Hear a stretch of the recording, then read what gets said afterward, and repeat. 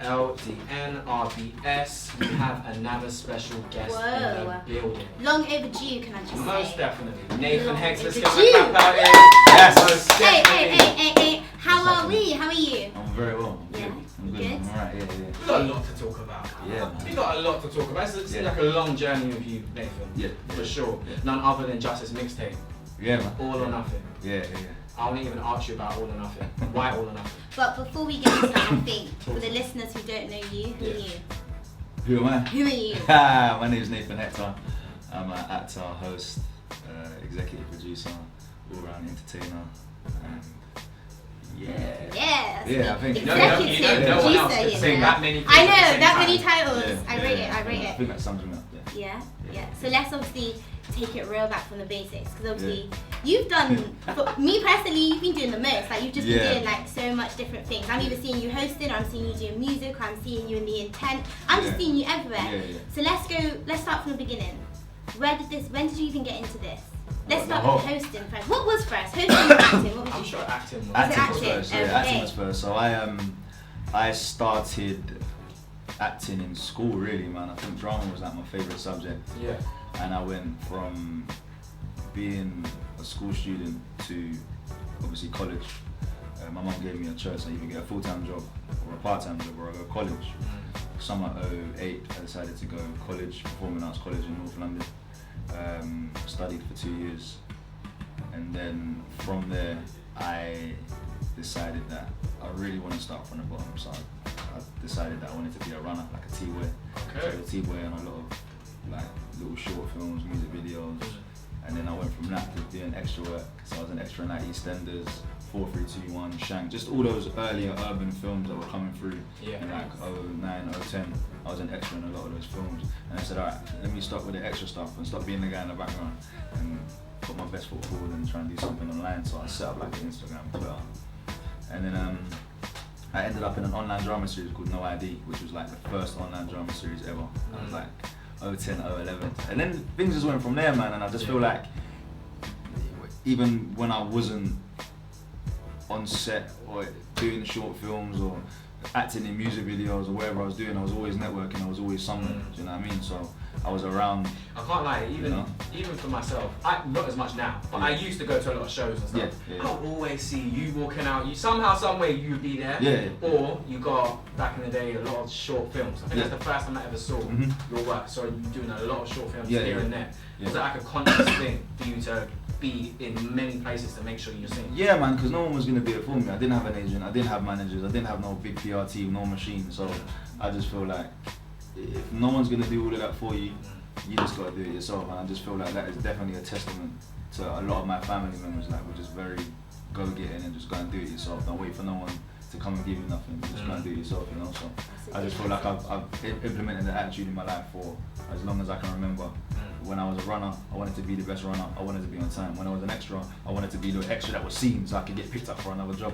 When I was acting online, I was hoping that someone would pick me up and just, you know, so I just feel like all those years I was networking and just being around, I got to know a lot of different artists who are now national superstars. I got to know Nicky Slim singing, Femi Oyinere, and people like Kojo who have all put me in films that are all on Netflix, you know, so it's just about networking and just wanting it that much, you know. So let's talk about the intent. Yeah. Because would you say that was your first kind of big role? Yeah, man. I mean, like, I wasn't meant to be in the first one. Nicky and Femi said, this guy works too hard, we need to write him in, you know. And I just feel like I'd done so much online at that point. It's like you couldn't deny whatever you had seen or whatever they had seen. They clearly believed in me that much that they thought, we're gonna put you in the film. And they ripped me in the scene. I done my scene in like 2 or 3 takes with Scorcher, and then they put me in another scene which was dope. So yeah, man. And then I got the call out for the second film. And what was that feeling? Describe how you felt when Femi and Nicky came to you and they said, right, we're writing you in this. Yeah, I was like, yeah, it's go time. Like, I was ready. You know what I mean? And I just felt like it was right. It wasn't like I didn't hassle them, they didn't hassle me. Like, the relationship was there, you know. So and Nicky knows a lot of my family members, but I said to him, like, don't put me in this just because you know X, Y, Z. You put me in it because you want to put me in it, you know. And then I just feel like the relationship's just been there, man. And Femi and Nicky have been 2 guys in this industry that have always kind of just looked out for me, you know. So big up Nicky and Femi, man. You even look at your journey, it seems like it is very forward. Yeah. Seems like he goes forward a lot. Don't stop, ever. Literally. No, I don't stop. No. And you said, and you also said about your family. Yeah. Being instilling a lot of stuff in you. Yeah. So would you say that is a big part of the way you do things? Yeah, man. I mean, like my nan came here when she was like, I don't know if I got this right. But she came here when she was really young. Yeah. And built Grenada. Shout out to two Canadians in the room right now. I must say. You know I was gonna say that. But yeah. But she came here really. I mean, even my great grandma came here when things weren't free. You know, I was in the 50s and 60s. You know, so I just feel like they managed to build lives for themselves. And no one gave them anything, nothing. There was no internet, there was no mobile phones, there was nothing, and they somehow built a life for themselves. So I've just kind of implemented that attitude, that all or nothing attitude into my life, you know. And if I didn't have those teachings, then I'd just be some bum, which I'm not. So, you said all or nothing, hence yeah, your music project that you dropped. But we'll go into that a little bit later. What I want to talk about is your hosting career now. Yeah. Because how did you transition? Because can I just say you are the only host to ever sell out a headline show? Yes, we've got to say that. I say that good. I rehearsed it, and I'm joking. Because I think, like, just saying that, like, that's incredible. Like, you have to big that up, 100%. That's something that's very unheard of. What even gave you the vision to say, you know what, I'm a host. I mean, you know what, my former manager at Mills on Decks really pushed me to do that. Big up Mills on Decks, man, at RTR Global. They really like pushed me to kind of do my own show, and I was like, bro, I'm a host. How is this gonna work? But how did you get into hosting? Alright, so whilst I wasn't acting and doing short films and XYZ, there was a period of time from 014 to maybe 013, 014, 015. I was around with people like S&E. I was going to support people like TE, you know, Stormzy in his earlier days. There's just so many people that I've watched come up and just turn into stars. And a lot of my confidence to do hosting came from being on stages with my artist friends at the time, TES and people like that, and them having me on stage and watching how they control crowds and different kind of crowds around Shoreditch, Camden, wherever we was. I got invited to go and be on stage, and I enjoy that. I enjoy supporting my friends, you know, and watching my friends do well. So I feel like subconsciously, like I was learning how to control crowds through them, you know. So I think the first show I ever hosted was like Gecko's headline show at the end of 2015 in O2 Islington. 2015. 800 people, and I hosted the Matt's Comedy, and then from there I didn't really know what I was doing, but I had an idea, and then it just went from there, man. And I just feel like I planted so many seeds with like different promoters, other event hosts, and up and down the country. Like it's just been an ongoing thing, and then like 2017, I said, yeah, we want to do my own headline show. Yeah. I know a load of sick artists. I've got great relationships with artists that have popping songs on the radio, online, whatever it is, and I said, yeah, let's do it. I'm with it, man. Even though I didn't because people didn't know what they was coming to. Yeah. I sold out a show, but no one really knows what they're coming to. How can you host your own show and be the star of the show and bring out special guests? This is ridiculous. No one does that. I did it, so sorry. I did it. You know? And I guess, what was that like for you? Just starting off, you know, basics in terms of headlining Gecko show, you know, getting out on the stage in front of 800 people. You know what? I was always a class clown, an entertainer, and I used to, like, my granddad bought me. Big up my granddad Lenny, man. That's my G. Big up granddad Lenny. He bought me a Eminem's Curtain Call album, and he bought me Get Rich or Die Trying, and he bought me the Massacre album. Those were like the first. Oh, my phone's going off. Those were like my. That's a booking right there. Yeah. Those were like my first rap albums, and I remember like researching the lyrics and then rapping the lyrics back to them. I was so quick at learning lyrics, you know. So whilst I was rapping to him, I used to like rap to him and then believe that there was like loads of other people there, and I used to proper rap my heart out, you know. And then in front of the mirror. Yeah. And then once I got in front of 800 people, It was like, yeah, I've been doing this in my mind already, you know. But I'm not a rapper, so there's difference in it. Yeah. And how would you say the crowd welcomed you? How would you say? Oh, they were sick. Gecko's fan base is mad. Yeah. Nuts, wild. I'm telling you, man. Yeah. He's got a solid fan base, man. He's such a good guy as well, man. You know. But yeah, from there, like I done Post Malone in 2016. I've been on tour with D-Block twice. I've just come off tour with Chip in February. Big up Chip and the whole CM family. Which looks crazy. Yeah, man. Yeah. You know, and my relationship with Chip has just been so organic. Like I know a lot of his family members. I know people he's around, and like last year when he was in Toronto, we both linked up and he had me rolling with him and his cousins. Yeah. He's just a very welcoming guy, and he's been supporting me like continuously and consistently, and it's appreciated, you know, because not many people of that level of artist want to support you until you're like big time or whatever, you know what I mean? So yeah, man. I would have to say, I think you bring a different thing to the stage. You know, I've saw you host a couple times. I saw you on Tizzy and Brand show once as well. And I think that the energy that you bring, you understand each crowd that you're hosting to. You're able to kind of fill them out and just put on a good show for them. So I guess how do you? I guess what have you found difficult being on stage? I think. Like I've really been there in Birmingham with Tizzy and Brands before they dropped Always and before I was like doing bigger shows than that. We really got booked in Birmingham and there was 25 people there, and it was like I was hosting to one person because no one was listening. It just like when you need things like that to know that bigger things are coming, you know. And I feel like that was and I've had a couple of those shows. Not every show is going to be lit and popping like everyone thinks it is. It's never going to be like that. But like, it's interesting, and sorry to cut you, but it's refreshing to hear you say that, because from an outsider's perspective, you do think that every show is going to be popping. No. Trust me, like, and I studied. I've got a DJ, Nero the DJ. He's amazing. Being on it, it's coming up next week. Brixton Jam. Yeah, that's family. Yeah, that's family, man. So it's like me and him really like. Either a freestyle set or just go for a set, like we know what it is. The chemistry's there, you know. So I really study music. I know what to say, when to say it. I know when to.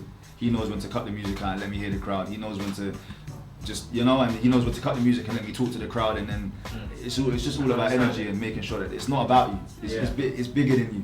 When you're hosting a headline show for someone, that show's not about you. It's about them. So you got to make sure their crowd is ready for the act. You know, and I'm just glad that I've become someone in the UK that people can come to and be like, yo, I've got a show. There's no one else doing this thing like you. If we want you, you know. And I just feel like, it's nice. That feeling is nice, you know. And do you do any kind of rituals before? Because even when you jumped on the mic at our event, Brixton Jam, the crowd loved you. And when you're kind of building up to that, it is scary. I think personally, obviously I host, and I think it's really scary. So do you do anything to kind of calm down your nerves or channel your inner anxiety? No, the energy. I feel like. I don't know, like I feel like I just do it, man. Just do it. You can't. There's no time to think sometimes. You know, I mean, when I done Strawberries and Cream Festival last year, like there was hardly anyone in the tent until I went on, and I was like, bro, I don't think I'm ready. I'm not ready, and that was like nerve-wracking. It was my first proper festival, bringing out special guests. I want it to be sick. You know what I mean? And again, just another eye opener. I'm just like a baby in this. In this festival here, I'm a baby, and I've progressed so much since then. And it's like I'm ready to do main stage for the next year now. My boy Josh Denzel just done main stage at Strawberries and Cream, so he done sick, and I learned a lot from watching him and watching how the crowd was gauging. So I kind of know what to do next year, you know. And I've never done a main stage at a festival. So there's something. I don't know. How can I describe this? There's certain energy about certain people. There's clearly something different about Nathan Hector. 110%. So I want to try and delve into that. To understand why, because I'm sure there's probably been many doors closed on you. Yeah, man. I don't know, like. What brings you to this point? I don't know, man. God. Love that. Say it again. God. Glory to God, man. And I feel like, I don't know, man. The game is a funny place, and I feel like. Sometimes I want to hold back and just not show so much love, you know, because you hear people in the industry, he's a bake, or he's fake, or he's a beg friend, or he just wants to be around. Like there's a lot of people that I support that I can't gain anything from, you know, and I just feel like that says, I shouldn't have to say it, but that just says a lot about your character if you're supporting people that you know can't do anything for you, you know, and that just goes for anyone, like no matter what field you're in, and I just feel like how can someone be fake by showing love, you know? we live in such a negative world, and like half the game's meant to be like negative, but it's just like I don't believe in that, man. You support. Like people have a lot of complaining to do. Yeah, man, I want this one to blow, I want that one to blow. Why does everyone sound the same? I'm just giving you a tape full of artists that aren't nationally known or whatever you want to call it, that are sick. Support the people that you want to see. Go, is that, you know? well, that's a question for you. If you put out a tape, you could have had as many names as you probably wanted. Yeah. You definitely went for people that you thought was talented. Yeah. And some of them we've even had on this show, we think they're talented too. Yeah. But have you had any like issues with people supporting something that isn't necessarily for all of artists that you could have had on? Yeah, I wouldn't say issues. People support. Not within yourself, but I mean within them. Yeah, like, I mean, people support what they want to support. It's simple. You put something out, and if people support it, then they support it. And I can't lie, it is gonna get to you. Yeah. It has got to me. It's not like continuously, but it has got to me. It's like everyone complains. You put something out, and then no one wants to support it. But people will support what they want to support, and the people, as in the masses, will decide what's a hit and what's not. And that's just the way the game is. It's just how it is, you know. And big up Chip, because he was the only artist of that scale to purchase my mixtape, post it, and tag me, you know. As I said, it's been continuous support and vice versa, you know. Yeah. So I'm not like trying to shade anyone else or put anyone else down, you know, because people may be supporting in the background, but I don't know it. So if you are supporting anyone's thing, just say it, you know, just tell them or just make it clear, you know. Especially just say in this that, industry. say that publicly, you know. Many people don't do it. They just say they're supporting from the sidelines, but they actually don't show like you. people will tell you in real life, bro, it doesn't mean anything. All this real life, oh yeah, man, you're doing your thing, bro. If you're not like actually doing it, then it don't mean nothing. I'm sorry, you know. And I'm someone for consistently for years, and I'm known for doing this, supporting people in real life and online. Because what it costs nothing. Bro, actually, like if I think someone is sick, I'm going to support that person, bro. I'm sorry, I'm not waiting till that person has a million views to be like, yeah, man, you're sick, like, bro. If you've got 10 views and I think it's sick, I'm posting your thing. But that's just how I am. But not everyone's like me, so it's alright. More people should be like that. I think so, but again, like people are selfish. They want all the cake to themselves, and that's cool. But it's only gonna last for so long. So, you know. So obviously you've got Nathan Hector, actor. Yes. Host. Where did the executive producer bit? Where did that bit come in? So after I did my headline show, I had to take a back seat and be like, alright, cool. What is it that I want to do now? You know, how can I now flip the game when it's said again? And I don't really feel like I flip the game, just in my own little game, you know. Yeah. And it was like, yeah, I'm gonna do a project, 110%, you know. And then like July times, my manager Mills at the time introduced me to two brothers called Aiden and Elia. Aiden goes by the name of Good Things. He's an amazing producer, and he produced everything on the tape. The whole tape? Yeah. Okay. My business partner / best friend Nat Powers assisted in some of the earlier sessions, and I was just in the studio sessions just back to back, 3 days a week for like 8 months, you know. And at first we was gonna call it Everything Is Possible. And I said, nah, it's all or nothing, man, because that's what I give my career, that's what I give my friendships, my relationships, like everything. My family has given their all or nothing to make sure that I can do what I do.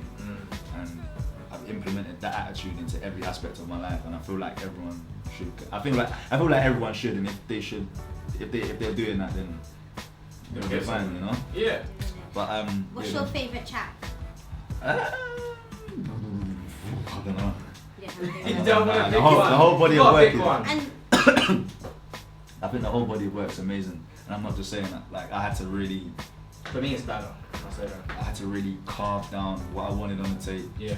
I had to be really picky about what artists I'm picking. Like what would I listen to, and whilst people are listening to this, cool, they might not like the whole project, but they're gonna like one song. And that's what it was about for me, making one person feel one song in the project, you know. So a lot of it was spontaneous. Like I heard Rara song Elegance in such a banger in my kitchen. I shazammed it. I was with Nat as well, Nat Powers. I shazammed the song. I've YouTubed him. I somehow got hold of him, and then the rest was history. Like and I reached out to J Kaz about a week before that. Shout out J Kaz, LDNRBS friends. They are so amazing. Those Yes, guys are they sick. are. They are so sick. And I'm happy that I was the first person in the UK to see that vision and put them on a song together. That is, to me, that's history. You're 2 steps ahead of the game, mate. Yeah, man, it's sick. You know, I mean, I reached out to a girl called Shay's Universe. She's incredible. Wow. She's amazing. Tell Nathan about Shay, please. Bro! We've been shouting this, screaming this. Shay's Universe. This is someone that we've gone back since day one. Since Bro. ABC. And you know what? It's not just about her artistry, bro. She's an amazing girl, man. Yeah. She's such a lovely girl, bro. And it's just like, I've just had the pleasure of working with her, man. She's just super chilled and laid back, and I've got nothing but good things to say about Shay. We brought her to the studio, and I feel like the name Shay's Universe really describes her, bro. It took us 3 sessions to get something together, and I love that process with her because she was just so chilled and laid back, like she wasn't rushing. And then we ended up coming out with a song called Slow It Down. And I remember Dottie was on his way back to the studio to come and record after her. He was coming to record a verse for another song that we didn't end up putting out. But I was listening to the track. And I said, bro, Dottie's on his way here, we're putting him on it. And that's how it happened, and then they both got in the studio. That was it, that same day. Organic, bro. Everything was organic. Like I put J Riley and Pepper Rose together, they had never worked together. We came with All or Nothing, the lead single from the tape. I put Isaiah Dreads and a guy called DVTN together. Isaiah Dreads, I had never met him before. DVTN is someone we've been following each other on Twitter for a while. He's gone viral a couple of times with some singing videos. I said, bro, you're sick. Come, you know what I mean? And he came in. Strike me as almost like the example of internet connecting. Like you met a lot of people from that vibe and just real. I'm gonna tell you guys a little story, man. So 2017, this is just going off what you're saying about internet connecting. 2017, I was on my way to Uxbridge for a booking with my boy Brandon James. He's playing a guy called Johnny Yukon in the car. Okay. It's a song called Snooze. I've gone, bro, what's this? It's a guy called Johnny Yukon. It's a song called Snooze. I was like, yeah, sick. What's his Instagram? So I was trying to find his Instagram and I couldn't find it. And then I think I had a booking in the same place the next week and he was playing the same song. I was like, bro, send me this guy's Instagram, please. Because this song is sick. And I was trying to find his Instagram for like a whole week and I couldn't find it. And then it turned out I was spelling the name wrong. So I connected with Johnny through Instagram. I reached out in like September. He reached back in October. Cut a long story short, we spent months on FaceTimes connecting, talking about our lives. Turns out he lives in LA, from Philly, but he lives in LA, managed by a woman called Shara Senderoff, who's like my big sister now. He then came to London in May. He done his headline show, hosted it, then last June I ended up in Toronto, hosted his headline show there. So don't ever be afraid to reach out to someone that you think is sick. Johnny Yukon is one of the most amazing writers. He's got songs on Post Malone's album, he's got writing credits on Little Wayne's Carter. Was it Carter 5? Carter 5, you know, so these are the kind of people that I'm connecting with, and Johnny Yukon's like family, you know what I mean? We was rolling together in Toronto last June, me, him, Nero, back to back, you know, so this is just just drop your pride and just go and DM that person that you want to DM. So what's next for you? He was going to say something. Yeah. You took time off, sorry Hector, you took time off social media. Yeah. Now this is very positive. I don't know what the reason, but I feel like I want to ask you. Yeah. So I was looking, I was searching, like, where's Hector? Like, where is he? Why? I need a break, bro. Mentally, I'm slightly drained. You know, it's been a long year full of trials and tribulations in my career, my personal life. I've done 2 tours, I've done a load of bookings. It's been a really. Does it get a lot then? Yeah, it gets a lot. And is this demands of you? Maybe is it? I wouldn't say the demand, but whilst you're scrolling on Instagram and you're seeing people at festivals and people on holiday, and you find yourself, you start comparing yourself, 100%. and you start subconsciously. I feel so good that you even said it out loud. Yeah. And for my own mental self, before I start self-destructing, I need to come off there. Yeah, for a good couple months, and it's the first time I've disabled my Instagram ever. Like I've come off there and not been on there, but it's the first time I've disabled my Instagram to make things better for my mind, my mental health, my personal life, and my career, and just the next 20 to 30 years. I'm not talking about what's your 3 to 5 year plan, because there's 3 to 5 years will go like that. Yeah. But 20 How to would you 30, respond to the people that look at it and say, "Oh, something's wrong with Nathan here"? it's come off social media. It is what it is, man. Just let people think what they want to think. You know, you got to do what's best for you at the end of the day. And anyone that doesn't understand that knows you, clearly they're not with you in the first place. You know, if I come back and people are questioning me and be like, oh, well, you wasn't there for me in my hard times, well, bro, I had to think of myself first. Real. You know, and if people don't understand that, you know, and there's just a lot going on in my personal life that needs to be sorted. You know, I'm not gonna go into detail. Yeah. Yeah, man. Like to make things right in a certain area of my life. Yeah. Real. So what is next for you? What's next? Take a break. I'm going traveling for a bit. Nice. Might go Germany, might go Italy, might go Dam, who knows? But yeah, we're just working on just bettering myself and becoming a better version of myself. I'm gonna get my head into some books as well. And just I feel like shout out Giovanni, Extremes and Lim Hustle, man. Direction over speed, bro. 110%. Some people are going fast, but you know. Where are you going? It's real. You know, but I'm going on tour with Scraps in September. Nice. A little exclusive. Nice. LDNRBS. Do you even ask for it? Yeah, exactly. man. We're about to get to it. Don't worry. We're gonna say something. Shout out Mensa Entertainment. He's put me on PNB Rocks tour as well, which is going to be dope. Amazing. And I'm going on tour with Ed Sheeran. No, I'm joking. It's probably gonna happen. No. We speak It's things probably into gonna happen. existence here. I wish, mate. Ed's new album is mad. Fire. Speak it into existence. Yeah. Yeah. I have No, my I mean- great gripes with it, but we're not gonna get into that right now. We're not But gonna get into yeah, that. But look. we don't know. I want to ask too. Okay. Do you even know where you'll be in 5 years? Because I normally ask people, where do you reckon you'll be in 5 years? Do you even know? No, I'm living in the now. I'm focused on the now. Mm. I'm making things better now, and just this is the present moment. Right. People think too much. Oh, 5 years, 6 years, bro. Just live in the now.